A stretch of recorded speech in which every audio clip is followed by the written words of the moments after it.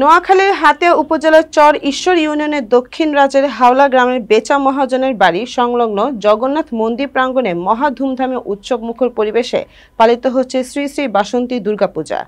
গত বৃহস্পতিবার থেকে শুরু হয়ে রবিবারে শেষ হবে বাসন্তী দুর্গাপূজা। হাতিয়া থেকে উত্তম সাহার প্রতিবেদনে থাকছে বিস্তারিত। এই দুর্গাপূজার বিসর্জন হবে সোমবার। এবার বাসন্তী দেবীর দোলায় আগমন এবং গজে গমন। ঋতু যাই হোক, মহাপুরুষগণ বিপদকালে অশুভ শক্তির নাশের উদ্দেশ্যে আদ্যাশক্তির আরাধনা করেছেন।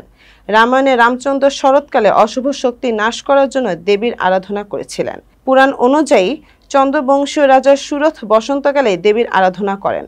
কালের পার্থক্য হলেও আরাধনা করা হয় দেবী দুর্গার। শরৎকালে হয় শারদীয় দুর্গাপূজা আর বসন্তকালে দেবীর দুর্গাপূজা হয় দেবীর বাসন্তী রূপে।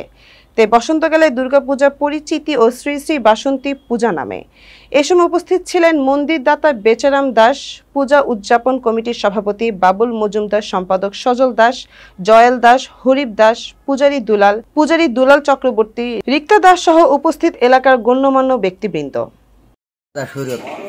তিনি রাজ্যহারি পেয়েছেন। রাজ্যহারি তখন ধ্যানযোগে বসলে উনি এই রাজ্যটা আমি কেন পাইলাম, রাজ্যটা ফাঁকি আমি শ্রীপুত্র থেকে কেন বঞ্চিত হইলাম। তখন মহামায়া ওনাকে দেখা দিলেন যে এটা আমার চক্রান্ত, তুই আমার উপাসনা করো। তো কি করতে হবে, বলছে যে তুমি আমার পূজা করো 3 বছর, তাহলে আমি তোমাকে পুনঃরাজ্য ফিরিয়ে দিই। তখন পুনঃরাজ্যটা ফিরিয়ে দিলেন এবং রাজ্যে তোমার মঙ্গল হবে, প্রত্যেকটা জাতির মঙ্গল হবে।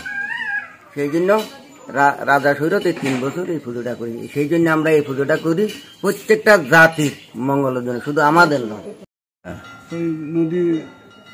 নদী আসাতে এখন এই মন্দির স্থানান্তর করি। এখন এই দক্ষিণ রাজারা জগন্নাথ মন্দিরের এই জায়গায় স্থানীয় করা হচ্ছে। এলাকার লোকজন সবাই এটা ওই বসন্তকালে পূজাটা করা হয় বলে তাকে বাসন্তী পূজা বলা হয়।